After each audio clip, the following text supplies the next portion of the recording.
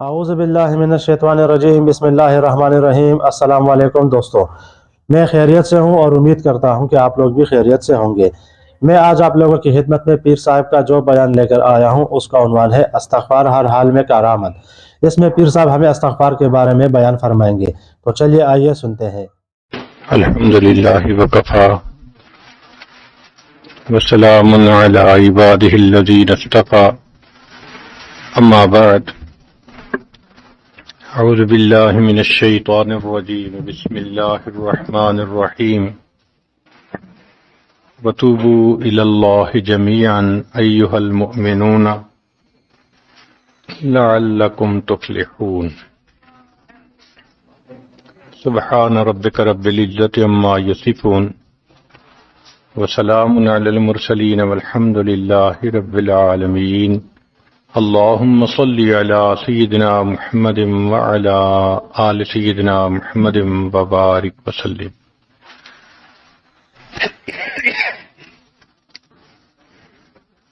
انسان جو کام بھی شریعت و سنت کے خلاف کرتا ہے اس کو گناہ کہتے ہیں۔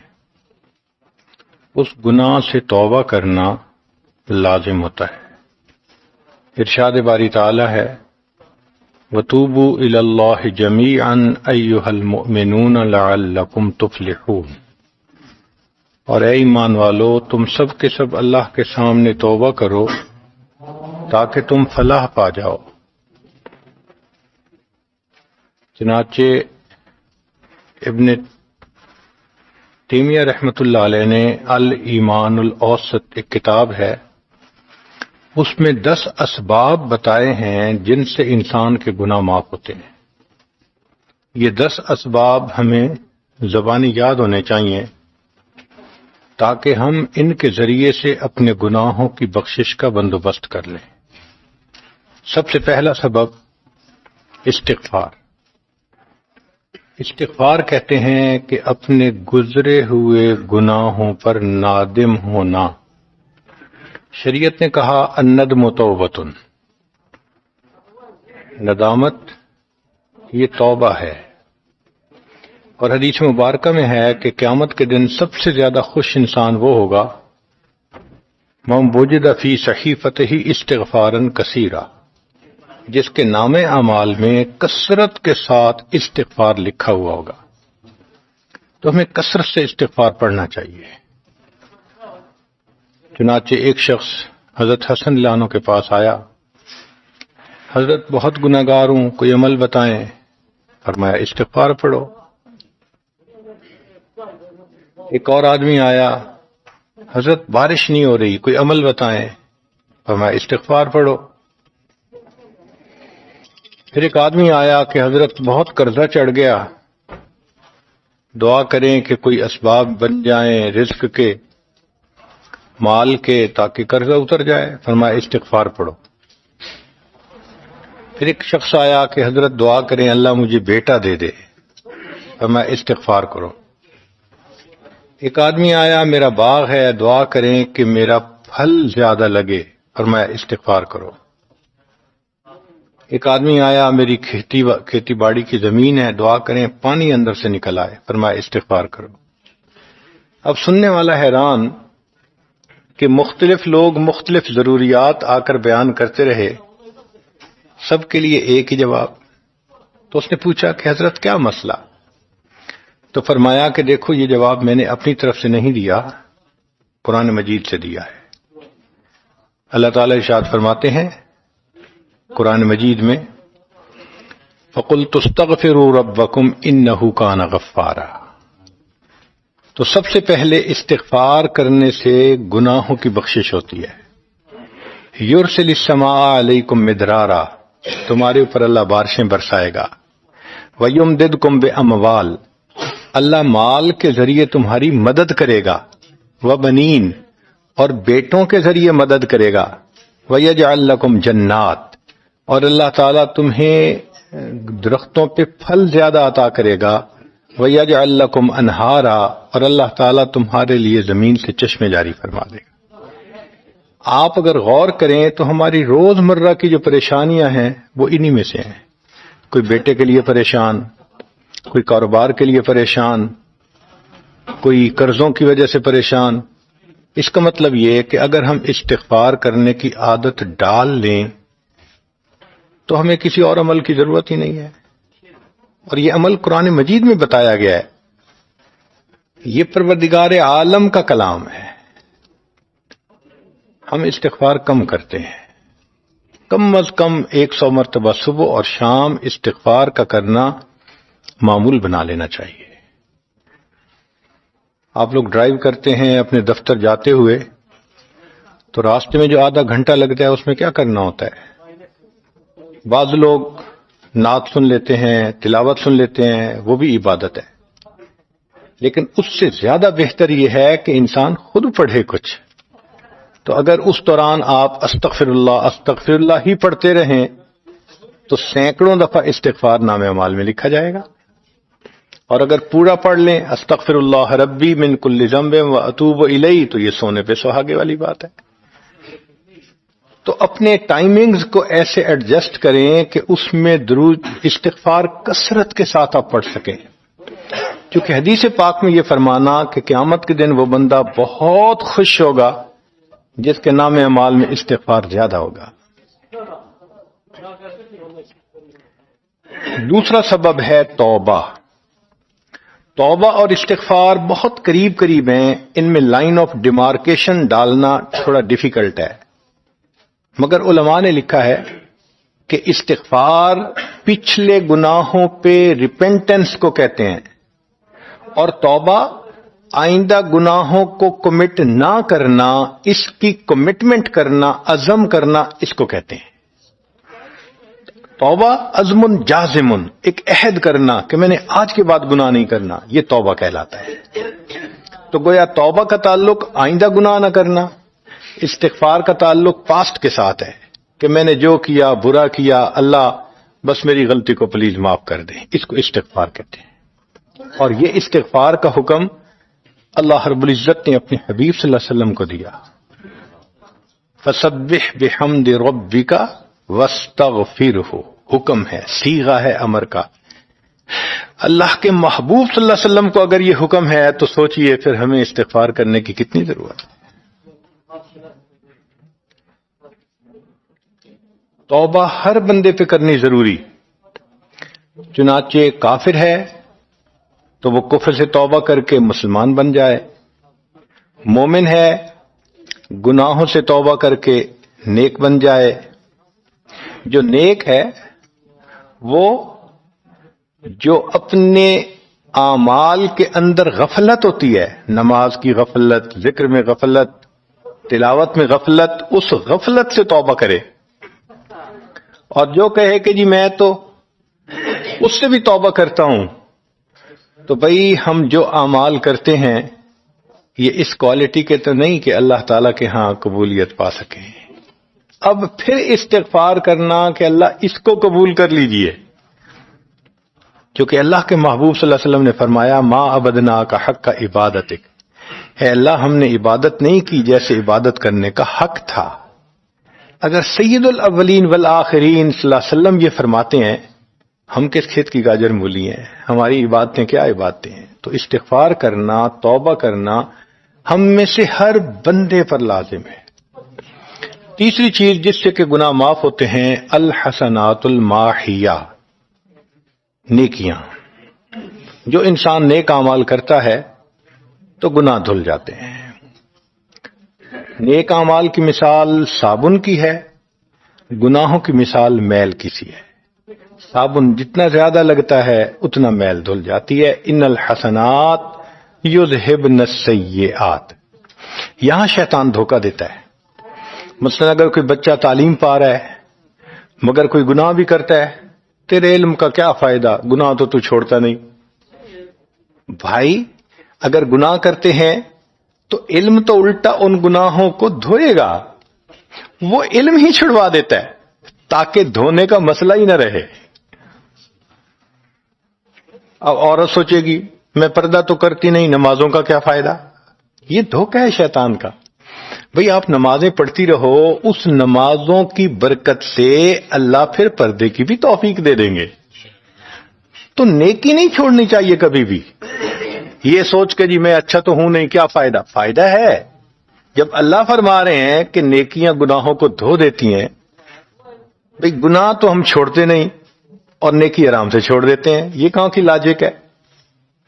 تو اس لیے نیکی بھاگ بھاگ کے کرنی چاہیے۔ اگر گناہ ہیں تو نیکی اور زیادہ کریں تاکہ نیکی کی برکت سے گناہوں کی ظلمت ختم ہو جائے اور دھل جائے۔ حدیث پاک میں ہے بندہ گناہ کرتا ہے لکھ دیا جاتا ہے، دوسرا گناہ، تیسرا، 5 گناہ کرتا ہے، پھر اس کے بعد وہ ایک نیکی کرتا ہے تو نیکی والا فرشتہ کہتا ہے کہ دیکھو اللہ کے ہاں دستور ہے من جاء بالحسنۃ فلہ عشر امثالھا، اس کو 10 نیکیاں ملنی تھیں، تم نے 5 گناہ لکھے ہیں نا، اچھا تم 5 گناہ مٹا دو، میں نامہ اعمال میں 10 نیکیوں کی بجائے صرف 5 نیکیاں بیلنس وہ ڈال دیتا ہوں۔ چنانچہ 5 گناہ مٹا دیے جاتے ہیں، 5 نیکیاں نامہ اعمال میں لکھ دی جاتی ہے۔ اس لیے خوب نیکی کرنی چاہیے تاکہ اللہ تعالیٰ گناہوں کی ظلمت سے ہمیں محفوظ فرما دے۔ چوتھی چیز جس سے کہ گناہ معاف ہوتے ہیں، دعاء المؤمنین للمؤمن، جو ایمان والے ایک دوسرے کے لیے دعائیں کرتے ہیں اس سے بھی گناہ معاف ہوتے ہیں۔ چنانچہ عمر لانو جا رہے تھے عمرے کے لیے، نبی علیہ السلام نے فرمایا اے بھائی ہمیں اپنی دعاؤں میں نہ بھولنا، تو نبی علیہ السلام نے امت کو تعلیم دی کہ ایک دوسرے کو دعاؤں کے لیے کہنا چاہیے۔ یہ بہت اچھی عادت ہے کہ جب کسی سے ملیں جی ہمیں اپنی دعاؤں میں یاد رکھیں، والدین کو کہنا، بڑوں کو کہنا، دوستوں کو کہنا، کیا معلوم کس کی مانگی ہوئی دعا کام آ جائے۔ اس دعا کا فائدہ ہوتا ہے نا، تبھی تو قرآن مجید میں دعا سکھائی گئی، ربنا اغفر لنا ولاخواننا الذین سبقونا بالایمان، اے اللہ جو ہم سے پہلے ایمان والے چلے گئے ان کی بھی مغفرت فرما دے۔ تو فائدہ ہوتا ہے تو قرآن نے دعا سکھائی ہے نا۔ تو ایمان والوں کی دعاؤں سے دوسرے ایمان والوں کو فائدہ ہوتا ہے۔ حدیث پاک میں ہے دوست کی دعا دوست کے پیٹھ پیچھے رد نہیں کی جاتی، کیوں؟ اس میں خلوص ہوتا ہے۔ تو اس لیے حدیث پاک میں ہے، مسلم شریف کی روایت ہے کہ اگر کوئی آدمی فوت ہو جائے اور 40 آدمی جنازہ پڑھ لیں جو ایمان والے ہوں، توحید والے ہوں، فرمایا ما من رجل مسلم یموت فیقوم علی جنازتہ 40 رجلا لا یشرکون باللہ شیئا الا شفعهم اللہ فی، اللہ 40 بندوں کی نماز جنازہ کو قبول کر کے میت کی مغفرت فرما دیتے ہیں۔ 5واں عمل ما یعمل للمیت من اعمال البر، ہم اپنے فوت شدہ لوگوں کے لیے جو نفل کے کوئی نیک کام کرتے ہیں اس سے بھی ان کے گناہ معاف ہوتے ہیں۔ مثلا صدقہ کر دیا، قرآن پاک پڑھا، ان کو بخش دیا، ان کی طرف سے عمرہ کیا، حج کیا، ان نفلی اعمال کا ثواب ان کو ملتا ہے، اس کی وجہ سے ان کے گناہوں کو معاف کر دیا جاتا ہے۔ چنانچہ حضرت شیخ الحدیث رحمۃ اللہ علیہ نے فضائل ذکر میں یا کسی اور کتاب میں واقعہ لکھا ہے کہ ایک اللہ والے تھے، قبرستان کے قریب سے جاتے ہوئے انہوں نے کچھ پڑھ کے قبرستان والوں کو بخش دیا۔ رات خواب دیکھا کہ وہی قبرستان والے ہیں اور ایک آدمی آتا ہے جیسے کوئی ڈاک تقسیم کرنے والا ڈاکیا ہوتا ہے، اور سب اس کی طرف بھاگ پڑتے ہیں جیسے ڈاک لینے کے لیے ہوں۔ ایک بندہ پیچھے آرام سے بیٹھا ہوتا ہے، وہ پوچھتا ہے کیا معاملہ؟ وہ کہتا ہے کہ یہ فرشتہ آیا ہے، روزانہ کی جو ڈاک آئی ہے نا نیکیوں کی، جو اولاد نے، رشتہ داروں نے، دوستوں نے کیے، لہذا وہ اعمال نیکیاں ملتی ہیں تو یہ سب لوگ جاتے ہیں کہ نیکیاں ملیں گی، ہمارا درجہ بڑھے گا۔ اس نے کہا کہ آپ کو ضرورت نہیں ہے؟ کہنے لگا ہاں میں لے لوں گا، مگر میرا ایک بیٹا ہے جسے میں نے قرآن پاک کا حافظ بنایا، اس کی دکان ہے، وہ سارا دن دکان پہ بیٹھا رہتا ہے اور ساتھ ساتھ قرآن پڑھتا رہتا ہے، تو مجھے اتنی نیکیاں مل جاتی ہیں کہ میں بعد میں لے لوں گا۔ اس نے کہا بیٹا کہاں؟ اس نے کہا فلاں جگہ دکان ہے۔ وہ اللہ والے جب وہاں گئے اگلے دن تو دیکھا کہ ایک نوجوان ہے اور وہ بیٹھا ہوا ہے، گاہک آتا ہے تو اس کو سودا بیچ دیتا ہے، جب گاہک کوئی نہیں ہوتا تو وہ قرآن پڑھنا شروع کر دیتا ہے۔ تو وہ سمجھ گیا کہ میرا خواب سچا تھا، اس بچے کے قرآن پڑھنے سے اس کے والد کو خوب بینیفٹ مل رہا ہے۔ کچھ عرصے کے بعد دوبارہ پھر اسی قبرستان کے قریب سے گزرے، پھر انہوں نے کچھ پڑھ کے بخش دیا۔ رات خواب میں دیکھا کہ اب جب تقسیم ہوا تو سب بھاگے تو وہ بندہ بھی بھاگا۔ انہوں نے کہا آپ بھی بھاگ رہے ہو؟ کہنے لگا ہاں میں اس لیے بھاگ رہا ہوں کہ میرا وہ بیٹا فوت ہو گیا، اب مجھے قرآن پڑھ کے بخشنے والا کوئی ایسا ہے نہیں، تو جو عام ایمان والوں کا ثواب آتا ہے میں بھی اسی میں سے اپنا حصہ لینے کے لیے جا رہا ہوں۔ تو ایمان والوں کے ان اعمال کا ثواب بھی ملتا ہے، اور اصل میں یہ اسی بندے کا اپنا عمل ہوتا ہے۔ یہ ذہن میں رکھنا کہ جو ایمان والے پڑھ کے بخشتے ہیں نا، اس کا ثواب کیوں ملتا ہے؟ اس کا اپنا عمل۔ دیکھو اس نے نیکوں سے تعلق جوڑا۔ وہ بھی تو ہوتے ہیں جن کے مرنے کے بعد پیچھے ریچھ کتے کی لڑائی کرواتے ہیں، میلے لگواتے ہیں، موسیقی کی محفلیں ہوتی ہیں، وہ بھی تو ہوتے ہیں نا، تو ان کو کچھ نہیں ملتا۔ اس بندے نے نیکوں سے محبت کی، یہ اس کا اپنا عمل ہے، اس کی محبت کی وجہ سے اب یہ لوگ اس کو پڑھتے ہیں، اللہ اس کو ثواب پہنچا دیتے ہیں، تو اس کے اپنا عمل ہے اصل میں۔ پھر چھٹی چیز جس کی وجہ سے گناہ معاف ہوتے ہیں، المصائب التی یکفر اللہ بها الخطایا فی الدنیا۔ دنیا میں انسان کو جو مشکلات، تکلیفیں، مصیبتیں پہنچتی ہیں ان کی وجہ سے گناہ معاف کر دیے جاتے ہیں۔ کوئی مصیبت دنیا میں پہنچتی ہے گناہ معاف ہوتے ہیں۔ چنانچہ نبی علیہ السلام تشریف فرما تھے، چراغ بجھ گیا، نبی السلام نے فرمایا انا للہ و انا الیہ راجعون۔ ام المومنین عائشہ صدیقہ عنہا نے پوچھا اے اللہ کے حبیب صلی اللہ علیہ وسلم یہ تو پڑھتے ہیں جب کوئی آدمی فوت ہو جاتا ہے۔ فرمایا عائشہ مومن کو جو بھی دنیا میں تکلیف غم پہنچتا ہے اگر وہ اس کے اوپر انا للہ پڑھ لے اس کو ثواب ملتا ہے۔ تو سوچنے کی بات ہے، چراغ کے بجھنے پر اگر ثواب ملتا ہے تو کسی عزیز کی زندگی کا چراغ بجھ گیا اس پر کتنا ثواب ملے گا؟ اس لیے تکلیف آئے تو پریشان ہونے کی بات نہیں ہوتی، صبر کرنے کی بات ہوتی ہے۔ انسان بے صبری کے ذریعے خواہ مخواہ اس تکلیف پر ملنے والے ثواب سے اپنے آپ کو محروم کر دیتا ہے۔ بے صبری سے تکلیف ختم نہیں ہوتی، ثواب ملنا بند ہو جاتا ہے، تو بے صبری کا کیا فائدہ؟ اور ہو سکتا ہے کہ یہ مصیبت جو آئی یہ بندے نے خود مانگی ہو، یہ بھی عجیب بات ہے۔ آپ کہیں گے جی کوئی بندہ مصیبت تو نہیں مانگتا، ہاں ہو سکتا ہے مانگی ہو۔ کیسے کہ دعا مانگی اللہ مجھے قیامت کے دن میرے محبوب صلی اللہ علیہ وسلم کے ہاتھوں حوض کوثر کا جام عطا کر دینا، اللہ نے دعا قبول کر لی، عمل تو ہے نہیں کہ یہ نعمت نصیب ہو، تو اب کیسے ملے گا؟ اللہ تعالی بیماری، مصیبت، پریشانی کچھ اس کے اوپر بھیج دیتے ہیں۔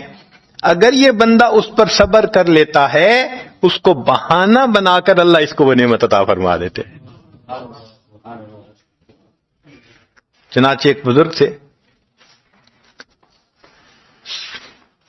70s میں تھے، بیوی بھی اسی طرح بہت نیک تھی۔ بیوی نے کہا کہ میرا بڑا دل چاہتا ہے کہ نبی علیہ الصلوۃ والسلام کا دیدار نصیب ہو، میں بڑا درود شریف پڑھتی ہوں، نفل پڑھتی ہوں، مگر مجھے واضح زیارت نہیں ہوئی، آپ کو کوئی عمل آتا ہو تو بتا دیں۔ انہوں نے کہا عمل آتا ہے، کرو گی؟ کہا بالکل کروں گی۔ کہنے لگے اچھا جمعہ کا دن آ رہا ہے، خوب نہا دھو کے وہ جو دلہن والے کپڑے تھے نا تمہارے کناری والے گوٹے، وہ پہننا اور میک اپ کرنا، خوشبو لگانا، اور میں بس جمعہ پڑھ کے آؤں گا تو پھر ٹھیک۔ اس نے کہا بہت اچھا۔ وہ اللہ کی بندی نہائی دھوئی دلہن کی طرح خوب تیار ہوئی، کپڑے دلہن والے پہنے۔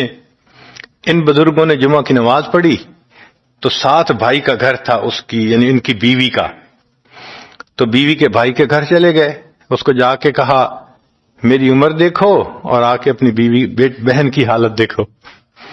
اس نے کہا کیا مسئلہ؟ وہ ساتھ آ گیا، اور جب گھر آ کے اس نے دیکھا تو بیوی تو دلہن بنی بیٹھی ہے، بھائی کو غصہ آیا, تمہیں اپنی یہ تمہاری عمر اور یہ تمہارے لچھن. اس نے تو ڈانٹا اور وہ بیچاری روئی, اس کا دل ٹوٹا, رو رو کے حال برا, سو گئی.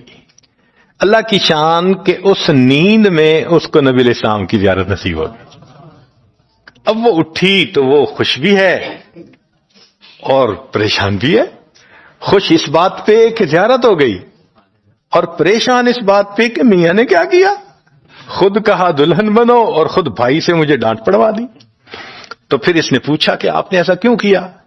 انہوں نے کہا دیکھو میں تمہاری زندگی کو قریب سے جانتا ہوں, میں نے تمہیں اتنا پیار محبت سے رکھا ہے کہ تمہیں زندگی کے کوئی تکلیف نہیں پہنچنے دی. میں نے, تم نے عبادت کی انتہا کی ہے, مگر کچھ نعمتیں ہوتی ہیں جو دل ٹوٹنے پہ ملتی ہیں, تو تمہارا تو کبھی دل ٹوٹا نہیں. تو میں نے ایک بہانہ بنایا کہ تمہیں کہا دلہن بنو, بھائی کو شکایت لگا دی, اس نے ڈانٹ پلا دی, تمہارا دل ٹوٹا, اللہ کو رحم آ گیا. اللہ تعالیٰ ٹوٹے دلوں پر رحم فرما دیتے. تو ممکن ہے کہ یہ مصیبت, یہ پریشانی اللہ کی طرف سے ہمارے لیے انعام کا سبب بن کے آئی ہو.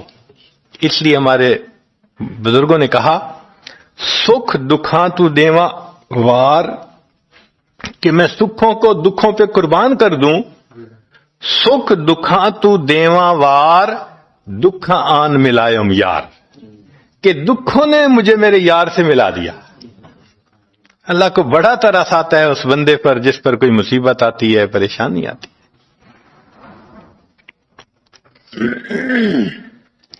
پھر ساتویں چیز جس سے کہ گناہ معاف ہوتے ہیں, ما يحصل فی القبر من الفتنة والزغطة والروع. قبر کے اندر انسان جب جائے گا تو اس کو وہاں پر زغط قبر پیش آئے گا. قبر دباتی ہے, اس قبر کے دبانے سے بھی گناہ معاف ہوتے ہیں, اور یہ زغط قبر ہر کسی کو پیش آئے گا. سعد لانو ایک صحابی ہیں, نبی علیہ السلام نے ان کا جنازہ پڑھایا اور اللہ کے محبوب صلی اللہ علیہ وسلم پنجوں کے بل چلنے لگے. تو صحابی نے پوچھا اے اللہ کے نبی صلی اللہ علیہ وسلم آپ ایسے چل رہے ہیں؟ فرمایا سعد کی نماز جنازہ میں شرکت کے لیے اتنے فرشتے آسمان سے اتر آئے, مجھے پاؤں رکھنے کی جگہ نہیں مل رہی. یہ پھر حدیث پاک میں آتا ہے کہ نبی علیہ السلام نے فرمایا سعد کی وفات پر اللہ کا عرش بھی 3 دن تک روتا رہا. جن کی وفات پہ اللہ کا عرش روئے, اللہ کے فرشتے جنازے میں اتریں, کیسے اللہ کے مقبول بندے ہوں گے. پھر نبی علیہ السلام نے فرمایا سعد کو بھی زغط قبر پیش آیا. تو اس کا مطلب یہ ہے کہ یہ زغط قبر تو پیش آنا ہی ہے, ہر کسی کو آنا ہے, کوئی بھی ہو. اب یہ عجیب سی بات ہے, مگر اس کو سمجھیں کہ کیوں پیش آنا ہے. آپ اگر کسی ریسٹورنٹ پہ جائیں اور جا کے سویٹ ڈش کھائیں یا کباب کھائیں تو بل پے کرنا پڑتا ہے نا. گروسری سٹور سے جا کے کوئی چیز لائیں, بل پے کرنا پڑتا ہے نا, ہر چیز کا بل ہوتا ہے نا. اس دنیا میں انسان جو مزے لیتا ہے بھلے جائز صحیح, ان کی بھی ایک کاسٹ ہے اور وہ اسے پے کرنی پڑے گی, اور وہ کاسٹ زغط قبر سے پے ہوگی. اس لیے جس کی زندگی غربت میں گزری ہوگی اس کا زغط قبر بہت کم ہوگا, اور جس نے عیش آرام مزے سہولت انجوائے کیا کاسٹ تو دینی پڑے گی نا. تو زغط قبر تو پیش آنا ہے. ہمارے والد صاحب بچپن میں دیکھتا تھا میں کہ بہت اچھا سالن بنا ہوتا تھا نا, تو اکثر وہ گلاس پانی کا اٹھاتے تھے اور ایک گھونٹ پانی ڈال دیتے تھے. مجھے سمجھ نہیں آتی تھی یہ کیا کرتے ہیں. میں اکثر ان سے پوچھتا تھا ابو آپ ایسے کیوں کرتے ہیں, نہیں بتاتے تھے. جب ان کی وفات ہوئی تو بعد میں والدہ صاحبہ نے کہا کہ اصل میں وہ یہ کہا کرتے تھے کہ نفس میرا دشمن ہے, میں اس نفس کو لذتیں کیوں دوں. وہ لذیذ کھانے کے اوپر بھی ایک گھونٹ پانی ڈال کے اس کو کم مزے والا بنا لیا کرتے تھے, جائز لذتوں کو بھی کم کر لیتے تھے، ہمارا کیا حال ہوگا جو ناجائز لذتوں کے پیچھے بھاگتے پھرتے ہیں۔ تو یہ ضغط قبر مومن کو بھی پیش آتا ہے اور کافر کو بھی، مگر فرق ہے، کافر کو پیش آئے گا کہ حدیث پاک میں آتا ہے دائیں طرف کی پسلیاں بائیں طرف اور بائیں کی پسلیاں دائیں طرف، یوں پسلیاں توڑ کے رکھ دیں گے۔ اور مومن کو بھی ضغط قبر پیش آئے گا، مگر مومن کو ضغط قبر تکلیف نہیں دے گا اتنی اگر نیک ہوا۔ کیوں؟ اچھا آپ بتائیں، سر میں درد ہو تو آپ کہتے ہیں نا ذرا سر دبا دو، تو تکلیف ہوتی ہے یا راحت ملتی ہے؟ سر دبانے سے راحت ملتی ہے۔ جس طرح سر درد میں کوئی دبائے سر کو راحت ملتی ہے، ایسے ہی مومن کو ضغط قبر تو پیش آئے گا مگر مومن کے لیے راحت کا سبب ہوگا۔ آٹھویں چیز جس سے کہ گناہ معاف ہوں گے، احوال یوم القیامت وکربھا وشدائدھا، قیامت کے دن جو انسان کو ایک وحشت کی کیفیت ہوگی، ہول کی کیفیت ہوگی، خوف ڈر کی کیفیت ہوگی۔ اللہ اکبر۔ امام غزالی رحمت اللہ علیہ نے تفصیل لکھی ہے کہ سارے لوگ کھڑے ہوں گے اور سورج بہت قریب ہوگا، پسینے میں شرابور ہوں گے۔ اللہ اکبر۔ اس وقت جہنم کے اندر ابال آئے گا اور جہنم کے اندر سے انگارے اٹھ کر اوپر جائیں گے اور واپس گریں گے۔ فرماتے ہیں اس وقت انبیاء میں سے کوئی نبی بھی ایسا نہیں ہوگا جس کو یہ ڈر نہ ہو کہ کہیں انگارے میرے اوپر نہ آ جائیں۔ اگر انبیاء بھی تھرا رہے ہوں گے، ہمارا اس دن کیا حال ہوگا؟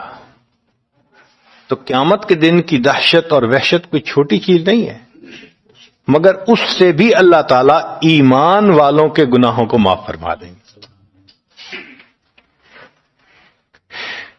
پھر نویں چیز جس سے کہ گناہ معاف ہوں گے، شفاعت النبی صلی اللہ علیہ وسلم فی اہل الذنوب یوم القیامہ، قیامت کے دن اللہ کے پیارے حبیب صلی اللہ علیہ وسلم جو اپنی امت کے لیے شفاعت فرمائیں گے، اللہ اس پر بھی امتیوں کے گناہوں کو معاف فرما دیں گے۔ نبی اسلام نے ارشاد فرمایا کہ اللہ رب العزت نے ہر نبی علیہ السلام کو ایک ایسی دعا مانگنے کا اختیار دیا کہ جیسی دعا مانگی جائے گی منوان قبول ہو جائے گی۔ تو انبیاء نے دعائیں مانگی، تو صحابی نے پوچھا اے اللہ کے حبیب صلی اللہ علیہ وسلم آپ کو بھی اختیار دیا گیا؟ فرمایا مجھے بھی اختیار دیا گیا۔ اے اللہ کے حبیب صلی اللہ علیہ وسلم آپ نے کیا دعا مانگی؟ فرمایا میں نے کوئی دعا نہیں مانگی، میں نے اس کو ذخیرہ رکھ لیا، قیامت کے دن جب میری گنہگار امت کا حساب ہوگا اس وقت میں وہ دعا مانگوں گا، امت کو لے کے جنت میں جاؤں گا۔ اللہ کے محبوب صلی اللہ علیہ وسلم کو امت سے کتنا پیار تھا۔ کوئی ماں اولاد کے لیے 23 سال نہیں روتی، جوان بیٹا فوت ہو 2-4 مہینے رو کے پھر نارمل لائف ہو جاتی ہے۔ کوئی باپ اولاد کے لیے 23 سال نہیں روتا، اللہ کے پیارے حبیب صلی اللہ علیہ وسلم امت کے لیے 23 سال آنسو بہاتے، رب امتی رب امتی رب امتی دعا مانگتے تھے، لمبے سجدے۔ ام المومنین عائشہ صدیقہ عنہا فرماتی ہیں کہ محبوب صلی اللہ علیہ وسلم کے آنسو جو مصلی پہ گرتے تھے، مجھے لگتا تھا کہ بارش کے قطرے زمین کے اوپر گر رہے ہیں، ایسے آواز محسوس ہوتی تھی۔ اور اتنا لمبا سجدہ ہوتا تھا کہ کبھی کبھی میں اٹھ کے محبوب صلی اللہ علیہ وسلم کے پاؤں کے انگوٹھے کو ٹچ کرتی تھی کہ ابھی جان تو سلامت ہے نا، تب مجھے احساس ہوتا تھا نہیں ابھی تک زندہ ہے، سجدہ لمبا ہو گیا۔ اتنا لمبا سجدہ کس کے لیے؟ اللہ امت کو گناہوں کو معاف فرما دے، امت کے گناہوں کو معاف۔ چنانچہ جب نبی علیہ الصلوۃ والسلام پر آخری یعنی مرض آئی، بیماری کی کیفیت آئی، تو اللہ کے حبیب صلی اللہ علیہ وسلم کو بخار بہت تیز ہو گیا تھا، اور جو مسجد میں آخری مرتبہ لائے تھے تو 2 آدمی تھے، ایک ادھر تھا ایک ادھر تھا، اور اللہ کے حبیب صلی اللہ علیہ وسلم نے ان کا سہارا لیا تھا اور بہت مشکل سے چل کے تشریف لائے تھے۔ یہ آخری نماز تھی، پھر واپس تشریف لے گئے، بخار اور تیز ہو گیا۔ سیدہ صدیقہ عنہا فرماتی ہیں کہ میں نے اوپر کپڑا سا ڈال دیا، کپڑے کے اوپر سے مجھے گرمی محسوس ہو رہی تھی، میں نے پانی کا ایک پیالہ پیش کیا، اللہ کے حبیب صلی اللہ علیہ وسلم پانی کے پیالے میں ہاتھ مبارک ڈالتے تھے اور اپنے چہرے پہ لے رہے تھے، اور جسم تھا کہ جیسے کوئی گرم چیز میں سے گرمی نکل رہی ہوتی ہے، اس طرح وہ بخار سے دہک رہا تھا۔ فرماتی ہیں کہ مجھے محسوس ہوا کہ یہ تو بہت تیز بخار ہے، کبھی ایسا نہیں دیکھا۔ تو میں نے پوچھا اے اللہ کے حبیب صلی اللہ علیہ وسلم، بخار ایسا تو کبھی نہیں دیکھا، اتنا زیادہ تیز، اتنا زیادہ تیز؟ نبی علیہ السلام نے فرمایا عائشہ، مومن کو سکرات موت کے وقت جو تکلیف ہوتی ہے اس پر بھی اس کے گناہ معاف ہوتے ہیں۔ میں نے اللہ سے یہ دعا مانگی تھی، اللہ جب میری سکرات کا وقت آئے تو مجھے تکلیف زیادہ دے دینا، اور اس کے بدلے اللہ میری امت کے گناہوں کو معاف فرما دینا۔ عائشہ، یہ وہ سکرات ہے جس کی وجہ سے مجھے تکلیف بہت ہے، اللہ کے محبوب صلی اللہ علیہ وسلم کو اتنی تکلیف ہو رہی تھی۔ اتنے میں اطلاع ملی، دروازہ کھٹکھٹایا گیا، پوچھا کون؟ جواب ملا جبریل علیہ السلام اور اسرائیل علیہ السلام اجازت مانگتے ہیں آنے کی۔ نبی علیہ السلام نے فرمایا جبریل اندر آ جائیں، تو جبریل آئے۔ اے اللہ کے حبیب صلی اللہ علیہ وسلم، اللہ نے آپ کو یاد فرمایا ہے۔ نبی علیہ السلام نے فرمایا جبریل، اللہ تعالیٰ سے پوچھ کے یہ پہلے بتاؤ میرے بعد میری امت کا کیا حال ہوگا، پہلے پوچھ کے بتاؤ۔ جبریل علیہ السلام نے اللہ تعالیٰ سے پوچھا، رب کریم نے کہا، فرمایا میرے محبوب سے جا کر کہہ دو اے محبوب، آپ کے بعد آپ کی امت کو تنہا نہیں چھوڑیں گے۔ جب نبی علیہ السلام کو تسلی ہو گئی، محبوب نے فرمایا اچھا ملک الموت کو بھی اندر آنے لگا۔ اللہ کے محبوب صلی اللہ علیہ وسلم کو امت سے ایسی محبت تھی، اللہ اکبر۔ چنانچہ حدیث پاک میں ہے کہ نبی علیہ السلام نے فرمایا خیرت بین ان یدخل نصف امتی الجنہ و بین شفاعہ، اللہ رب العزت نے مجھے چوائس دیا، اختیار دیا کہ اے میرے حبیب صلی اللہ علیہ وسلم، آپ چاہیں تو آپ کی آدھی امت کو بلا حساب جنت بھیج دیں گے، اور آپ چاہیں تو جن کی آپ شفاعت کریں ان کو بھیجیں گے۔ نبی علیہ السلام فرماتے ہیں فاخترت الشفاعہ، میں نے شفاعت کو چن لیا، لأنہا اعم و اکثر، اس لیے کہ میری شفاعت پر آدھی سے زیادہ امت کے لوگ جنت میں چلے جائیں گے۔ اللہ اکبر۔ پوچھنے والے نے پوچھا اے اللہ کے حبیب صلی اللہ علیہ وسلم، اترونہا للمتقین، کیا آپ کی شفاعت نیکوں کے لیے ہوگی؟ فرمایا لا ولکنہا للمذنبین الخطائین المتلوثین، نہیں، میری شفاعت میرے امت کے گناہگاروں کے لیے ہوگی۔ اللہ کے حبیب صلی اللہ علیہ وسلم کی شفاعت کا نصیب ہو جانا یہ بھی گناہوں کی بخشش کا سبب ہے۔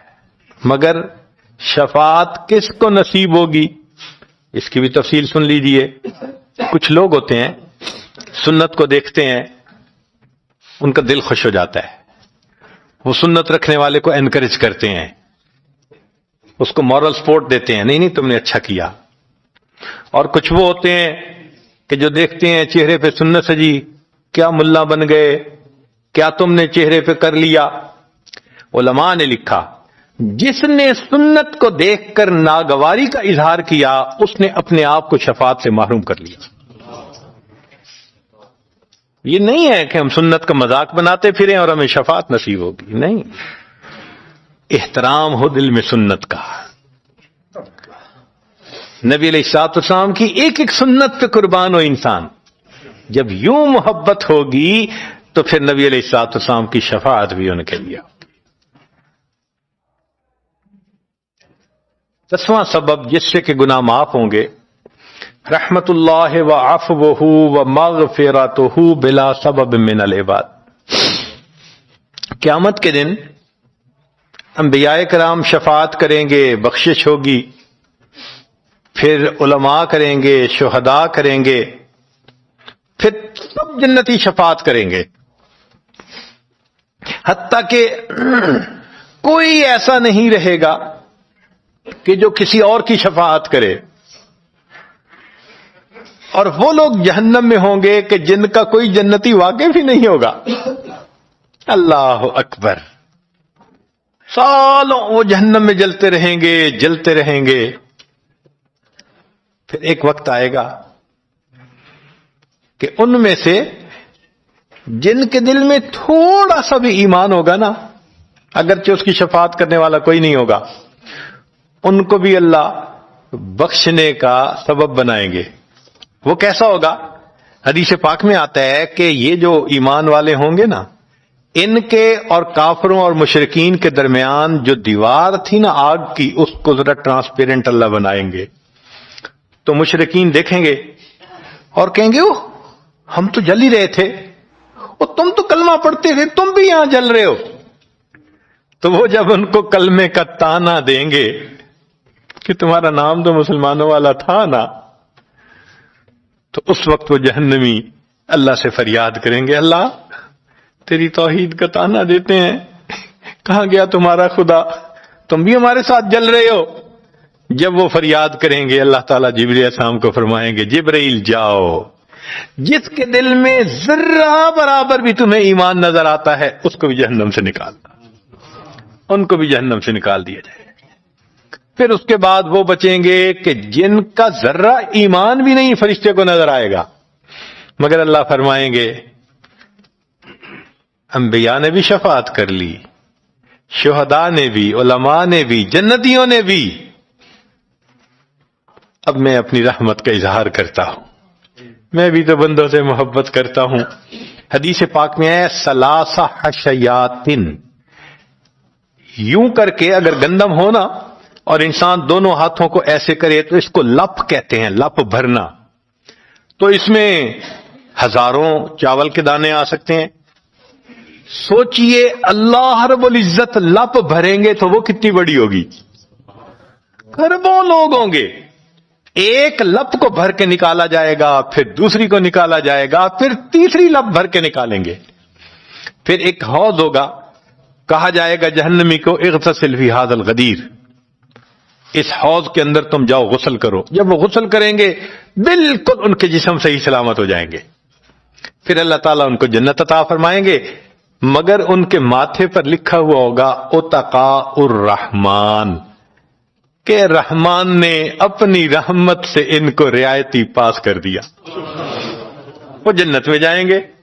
اب جو جنت میں جائیں گے تو جنتی لوگ ان کے ساتھ ملیں گے، خوش ہوں گے، مگر کہیں کہیں کوئی ان کو کہے گا ہم تو اللہ کے فضل سے سیدھا آ گئے، تم تو وایا فلاں جگہ سے آئے ہو نا، رعایتی پاس ہو۔ اب جب ان کو رعایتی پاس کا تانا ملے گا تو ان کو عجیب لگے گا۔ پھر ایک وقت آئے گا کہ یہ سب اتقاء الرحمن اللہ کے سامنے فریاد کریں گے، اللہ آپ نے اپنی رحمت سے جہنم سے نکال دیا، جنت بھیج دیا، یہ جو مہر ایک لگا دی یہ بھی تو اتار دیجئے نا۔ تو اللہ تعالیٰ ان کی مہر کو ختم فرمائیں گے اور یہ جنت میں رہنے لگ جائیں گے۔